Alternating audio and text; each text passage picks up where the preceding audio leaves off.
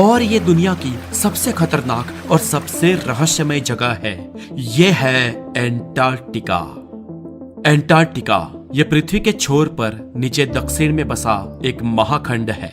यहाँ पर दोस्तों आप जाओगे तो आपको लगेगा कि आप पृथ्वी पर नहीं लेकिन किसी और प्लेनेट पे हो। साउथ पोल यानी दक्षिण ध्रुव इसके बीचों बीच सेंटर में स्थित है और ये महाखंड अपने 140 लाख वर्ग किलोमीटर के विस्तार के साथ एशिया, अफ्रीका, उत्तर अमेरिका और दक्षिण अमेरिका के बाद दुनिया का 5वां सबसे बड़ा महाखंड है। ये महाखंड यूरोप से 1.5 गुना और हमारे भारत से 4.5 गुना बड़ा है। ये विश्व की सबसे ठंडी, शुष्क और तेज हवाओं वाली जगह है और यहाँ पर हड्डियों को जमा देने वाली ठंड पड़ती है। इतनी ठंड जिसकी आप कल्पना नहीं कर सकते। दोस्तों एंटार्क्टिका का आज तक का सबसे रिकॉर्डेड कम तापमान -89.2 डिग्री सेल्सियस रहा है। ये टेम्परेचर आज तक का पृथ्वी का सबसे कम रिकॉर्डेड टेम्परेचर है और ये रिकॉर्ड 21 जुलाई 1983 में बना था। दोस्तों इतनी ठंडी इस जगह का एक आश्चर्यजनक फैक्ट ये भी है जिसे जानकर शायद आपको विश्वास ना हो कि ये पूरा खंड आज से 53 लाख साल पहले बहुत ही गर्म हुआ करता था, जहाँ का तापमान हमेशा 20 डिग्री सेल्सियस से ऊपर ही रहता था और वहाँ पर खजूर के पेड़ भी उगते थे। लेकिन जाहिर सी बात है कि उस समय एंटार्क्टिका खंड का भूभाग पृथ्वी के इतने दक्षिणतम छोर पर नहीं था। पृथ्वी की टेक्टोनिक प्लेट्स के सतत सरकने के कारण आज एंटार्क्टिका महाद्वीप पृथ्वी के दक्षिण छोर पे जाकर खड़ा हुआ है। लाखों सालों से होने वाली इन गतिविधियों के कारण पृथ्वी पर कई द्वीप, महाद्वीप या देश एक दूसरे से अलग हुए हैं या एक दूसरे से जुड़ गए हैं। उदाहरण के लिए बताएं तो हमारा देश भारत आज से करीब 150 मिलियन ईयर पहले अफ्रीका महाखंड का हिस्सा हुआ करता था और जियोग्राफिकल गतिविधियों की वजह से भारत अफ्रीका महाखंड से अलग होकर साउथ एशियाई महाखंड की ओर बढ़ने लगा और साउथ एशियाई महाखंड से टकराया और इस टकराव के कारण उन दोनों के जुड़ाव वाला भाग ऊपर उठने लगा और आज हिमालय की पूरी पर्वत श्रृंखला, पूरे माउंटेन्स बने हैं। माउंट एवरेस्ट भी इसी भौगोलिक गतिविधि के कारण इतना ऊंचा शिखर बन पाया है। दोस्तों आपको जानकर ताज्जुब होगा कि एंटार्क्टिका की कई सारी जगहें ऐसी हैं जहां पर पिछले 20 लाख सालों से ना तो कोई बर्फ गिरी है और ना ही कोई बारिश हुई है, फिर भी वहां पर 20 लाख साल पुरानी बर्फ के बड़े बड़े पहाड़ मौजूद हैं और ये जगह पृथ्वी पर की सबसे शुष्क जगह है, इसलिए इसे ड्राई वैली भी कहा जाता है। और यहाँ पर चारों ओर जहाँ तक आपकी नजर जाए बस बर्फ की चादर ही नजर आती है।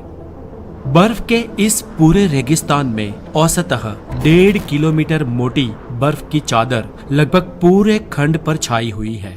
जी हाँ दोस्तों, ये एक मोटी बर्फ की चादर के नीचे ढका एक महाखंड है और यहाँ पर संपूर्ण अर्थ का 90% पानी मौजूद है। जी हाँ दोस्तों, इसका मतलब यह है कि पूरी पृथ्वी का 90% पानी सिर्फ एंटार्क्टिका पर ही बर्फ के रूप में मौजूद है और बाकी का 10% पूरी पृथ्वी पर है, जिनमें नदियाँ, जलाशय, महासागर, बारिश का पानी ये सब मिलाकर आता है। अब सोचो दोस्तों कि यहाँ की अगर सारी बर्फ पिघल जाए तो पृथ्वी का क्या हाल होगा। अब मान लो कि किसी कारणवश ऐसा हो जाता है तो पृथ्वी पर 200 फीट तक सी लेवल बढ़ जाएगा, यानी कि पूरी पृथ्वी मानो पानी का ग्रह बन जाएगी और यूं मान ले कि लगभग पूरी मानव सभ्यता समाप्त हो जाएगी। आज हमारी पूरी दुनिया में कोई भी देश या कोई भी छोटा सा रिमोट एरिया भी ऐसा नहीं है जहां पर मानव बस्ती ना रहती हो, लेकिन एंटार्क्टिका इसमें अपवाद है। इतना बड़ा महाखंड होते हुए भी वहां का कोई स्थानीय निवासी नहीं है।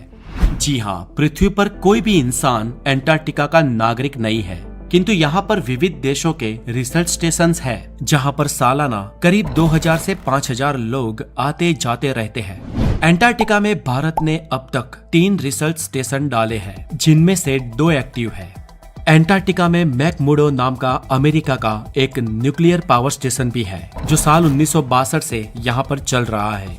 एंटार्क्टिका में जो लोग यहाँ पर रिसर्च करने के लिए आते हैं वो लोग यहाँ पर समर में ही, सिर्फ समर में ही 6 महीना रुकते हैं और यहाँ का समर भी बहुत ही ठंडा होता है, जबकि विंटर में तो किसी भी इंसान के लिए यहाँ पर रह पाना बहुत ही मुश्किल है। यहाँ पर जाने के लिए हर एक इंसान का, हर एक रिसर्चर का मेडिकल चेकअप होता है, जिसमें ये सुनिश्चित किया जाता है कि यहाँ जाने वाले हर एक इंसान की विजडम टीथ निकाल दी है या नहीं। यानी कि एंटार्क्टिका जाने वाले हर एक इंसान का विजडम टीथ निकाल देने के बाद ही उसे एंटार्क्टिका जाने की परमिशन मिलती है। दोस्तों, आपको ये जानकर ताजुब होगा कि इस वीरान जगह पर भी इंसान जन्म ले चुके हैं। एमेलियो प्लामा नाम का एक व्यक्ति दुनिया के इस आखिरी छोर पर जन्म लेने वाला पहला इंसान बना था। एमेलियो का जन्म एंटार्क्टिका में 7 जनवरी 1978 के दिन हुआ था। एमेलियो की माता की बात करें तो वो अर्जेंटीना से थी और ये अर्जेंटीना द्वारा खुद को एंटार्क्टिका का हिस्सा बताने का एक प्रयास था और इसलिए अर्जेंटीना ने अपने देश की एक गर्भवती औरत को एंटार्क्टिका भेजा था। दोस्तों, एंटार्क्टिका एक वीरान जगह है और लगभग सभी कंट्री के लोग यहाँ पर जा सकते हैं। ये जगह किसी कंट्री के अंडर में नहीं आती है, यानी कि किसी भी कंट्री की सरकार का इस पर दावा नहीं है। ये खंड ना तो किसी कंट्री के अंतर्गत आज तक हुआ है और ना कभी होगा। ये पूरा खंड एक सार्वजनिक जगह है। यहाँ पर ना तो कोई शहर है, ना तो कोई देश है, ना तो कोई बाउंड्रीज है और ना ही कोई गवर्नमेंट है।